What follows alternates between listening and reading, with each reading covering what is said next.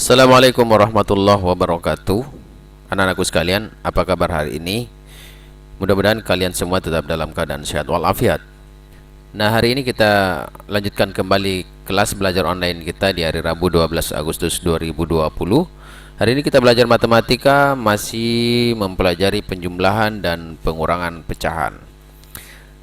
Tujuan pembelajaran kita hari ini yang pertama adalah setelah mempelajari materi ini, kalian diharapkan dapat memahami operasi penjumlahan pada pecahan desimal dengan benar. Yang kedua, kalian diharapkan bisa juga memahami operasi pengurangan pada pecahan desimal dengan benar.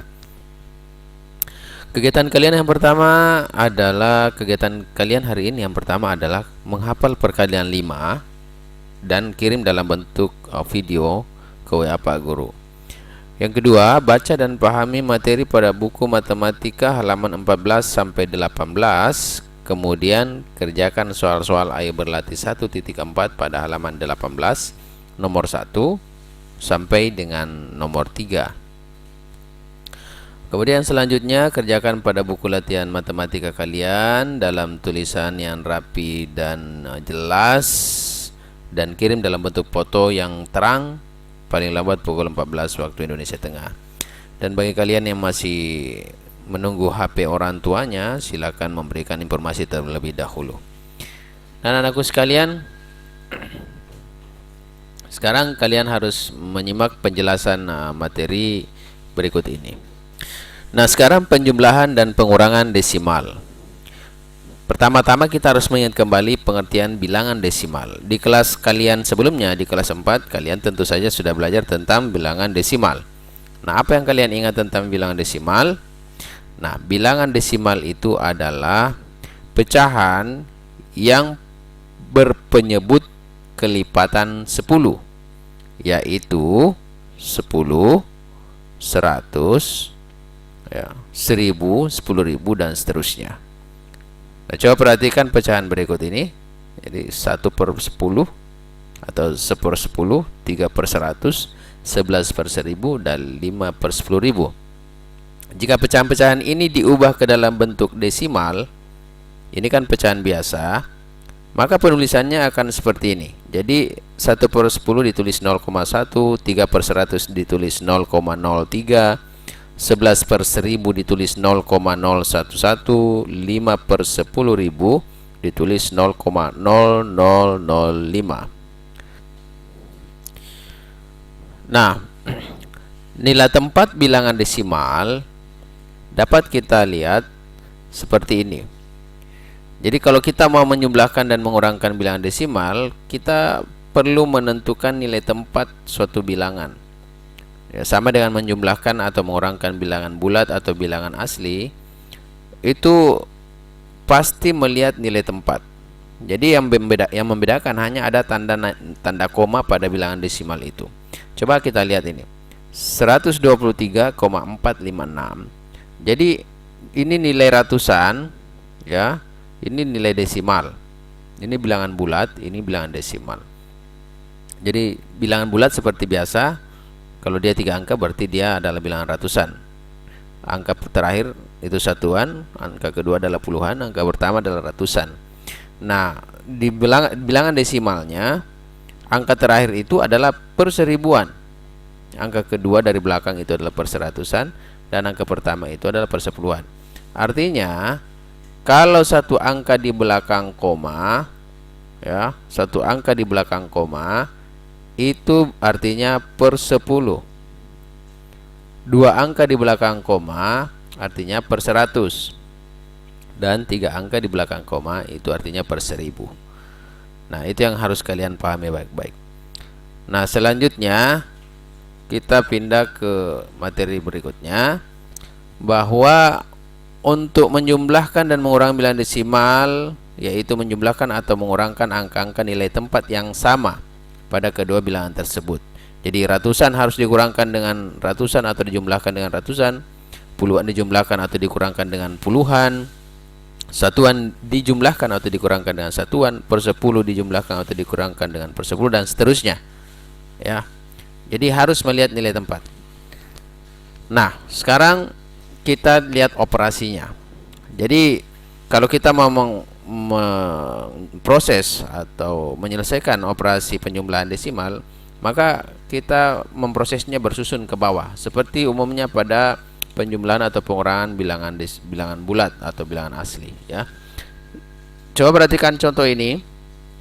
Ada 4,3 tambah 5,1, ada nomor 2 18,4 tambah 5,07 tambah 6,8. Nah, coba perhatikan ini. 4,3 dan 5,1 itu disusun ke bawah. Ingat, tanda koma ini harus sejajar. Jadi karena masing-masing satu angka, maka ini nilainya per 10. Ya, per 10. Ini nilainya satuan, karena hanya satu angka. Jadi kita susun ke bawah. 3 tambah 1 4, 4 tambah 5 9. Tanda komanya tetap di sini. Jadi harus lurus ke bawah. Harus lurus. Ya. Nah, hasilnya 9,4. Nah, sekarang soal yang kedua. Jadi ada soal seperti yang tadi, ya. Ada 18,4, ya. Kita tambahkan 5,07 tambah 6,8. Jadi kita buat bersusun ke bawah, ya. Kita susun ke bawah. 18,4, 5,07, 6,80. Nah, kenapa di sini ada tambahan 0? Padahal cuma 18,4. Ingat, bilangan 0 ke belakang pada bilangan desimal itu tidak bernilai, ya, tidak. Jadi kalau kita kasih 0 pun tetap sama hasilnya. Nah, ini salah satu cara supaya kita tidak kebingungan, ya, baik di pengurangan atau penjumlahan. Kalau ada bilangan kosong seperti ini, kita kasih 0 saja. Jadi kita tambahkan 0 sehingga penuh sejajar ke belakang angka-angkanya, angka per atau perpuluhan atau peratusannya, ya. Seperti ini. Jadi 18,4 kita tambahkan 0 sehingga sejajar ke bawah. Sama dengan 6,8 kita tambahkan 0 juga, ya, supaya lengkap bagian belakangnya. Nah, sekarang kita jumlahkan. 0 tambah 7 tambah 0 sama dengan 7. 4 tambah 0 tambah 8, 12. Nah, tulis duanya. Yang kita simpan pindahkan ke sini, seperti biasa pada umumnya penjumlahan dan pengurangan. Nah, yang menjadi fokus kalian di sini adalah bilangan atau tanda komanya. Tanda komanya harus sejajar. Jadi harus sejajar ini. Ya, sehingga kita menempatkannya juga di bawah sejajar. Jadi yang ke sini sejajar semua nilai tempatnya, tanda komanya harus sejajar. 85 sebagai satuan juga sejajar, pindahkan dan seterusnya, ya. Nah, maka hasilnya adalah 30,27. Nah, gitu ya. Jadi yang harus menjadi fokus kita adalah tanda komanya. Jadi kalau penjumlahan dan pengurangan itu harus sejajar. Nah, selanjutnya di pengurangan desimal. Nah, di sini ada soal 47,8 kurang 26,3. Bagaimana cara menyelesaikannya? Sama dengan posisi pada penjumlahan, yang membedakan cuma tanda pengurangan. Kita mengurang seperti biasa, ya, tapi yang menjadi fokus kita kembali lagi kepada tanda komanya, harus sejajar. Ingat, penjumlahan dan pengurangan pecahan, tanda komanya harus sejajar dan menjumlahkan berdasarkan nilai tempat yang sama. Jadi 8 kurang 3 sama dengan 5, 7 kurang 6 sama dengan 1, 4 kurang 2 sama dengan 2. Hasilnya 21,5. Selanjutnya ada soal 15,3 kurang 8,24. Nah, sama caranya seperti tadi, ya, kita kerjakan bersusun seperti ini. Ya, contoh misalnya ada soal 15,3 kurang 8,24. Nah, sama tadi dengan proses penjumlahan, apabila ada kekurangan, tidak sejajar bilangan yang akan kita kurang atau kita tambahkan, maka angka yang kurang itu kita tambahkan 0 di belakangnya. Bilangan 0 ini membantu kita khususnya di pengurangan pecahan supaya kita tidak salah dalam mengurang. Nah, seperti tadi ini hanya 3, kita tambahkan 0 karena bilangan 0 di belakang ini berapapun banyaknya itu tidak ada nilainya. Ya, hanya membantu saja kita di dalam mengurang atau menjumlah saja supaya tidak salah. Nah, 15,30 kurang 8,24 ya, kita sejajarkan ke bawah. Nah, kemudian ada 0 kurang 4. Ya, tentu saja karena 0 kurang 4 kita harus meminjam dari 3 ini, maka kita menjadikan ini nilai 10. Jadi 10 dikurang 4 sama dengan 6. Kemudian tersisa 2 di sini. Kita kurang dengan 2 hasilnya 0. Kemudian ada 15 kurang 8 sama dengan 7. Jadi hasilnya 7,06. Nah, bagaimana kalau kita tidak memberi nilai 0 di belakang 3 itu? Misalnya tetap saja kita tulis 5,3 kurang 8,24. Yang mengkhawatirkan kita kalau kita tidak beri 0 di sini, kamu langsung menulis 4 di sini. Kemudian di sini menulis nilai 1. Kemudian ada tanda koma, kemudian di sini kalian menulis nilai 7. Benar atau salah? Tentu saja salah. Ya. Karena nilai 4 ini tidak boleh langsung diturunkan, tapi dia menunggu pengurangan dari bilangan 0 di sini, ya, bilangan 10. Jadi kita harus meminjam, ya, meminjam nilai 10 ya, sini. Sehingga ini menjadi nilai 10. 10 dikurang 4, ya tentu saja 6. Ya, bukan 4. Kemudian di sini tersisa 2. 2 kurang 2 hasilnya 0, bukan 1. Nah, kemudian 15 kurang 8 nilainya 7. Gitu. Jadi kasih tanda bilangan 0. Contohnya misalnya 7 kurang 1 kurang 4 kurang 125. Ya, jadi silakan kasih nilai 0 di atas di sini. Ya, supaya kalian mudah dalam menghitung. Ya, begitu ya. Nah, anak-anakku sekalian, kita lanjut lagi di materi selanjutnya. Nah, ini ada contoh.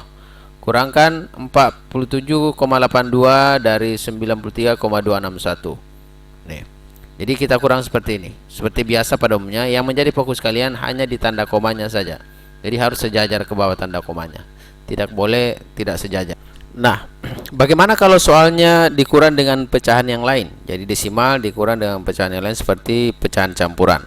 Ini ada soal 3/4 kurang 21/5.